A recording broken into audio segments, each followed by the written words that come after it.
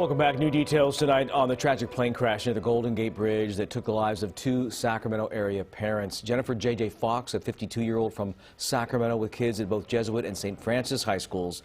We spoke with friends today who describe her as full of life and positive energy. Friends said she was an incredible mom as well. One friend saying her kids were her North Star.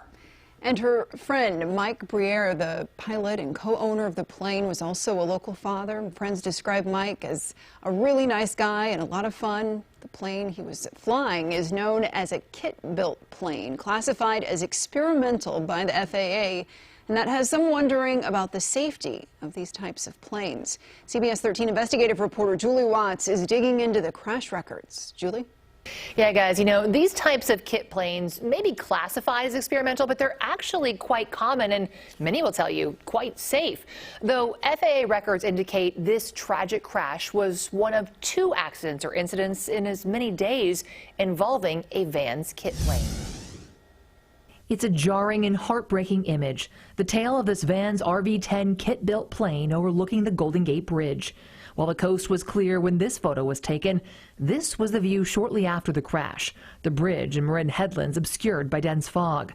Aviation experts who've reviewed the flight path tell CBS 13 there are indications fog may have been a factor. Notice after taking off from Sac Exec, it was a straight shot toward the bay, then reduced speed and altitude while making a figure eight around Alcatraz in view of the Golden Gate Bridge. But it's the next 4 minutes of the flight that investigators will undoubtedly be focused on, as the plane makes 3 tight passes over the bridge in dense fog before crashing into the Marin headlands. The plane's flight history shows 17 flights over the past 3 months, the longest a little over 2 hours in April. Friday's flight lasted only 41 minutes. FAA registration data shows Briere was the co-owner of the 4-seater Vans kit-built plane, purchased in 2020. The last manufacturer service bulletin was issued in November of that year. Built by a previous owner, it received its airworthiness in 2017.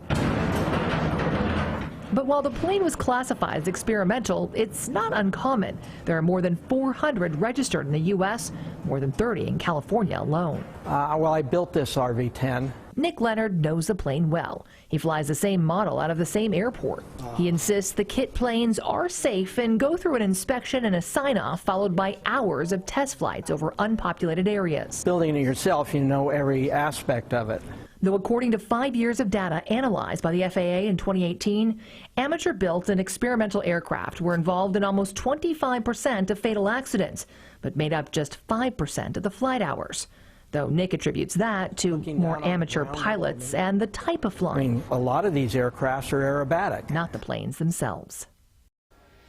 Now, the FAA reports reveal 5 accidents and incidents involving these Vans kit planes nationwide during just the first 7 days of May alone, though this does appear to be the only fatal crash.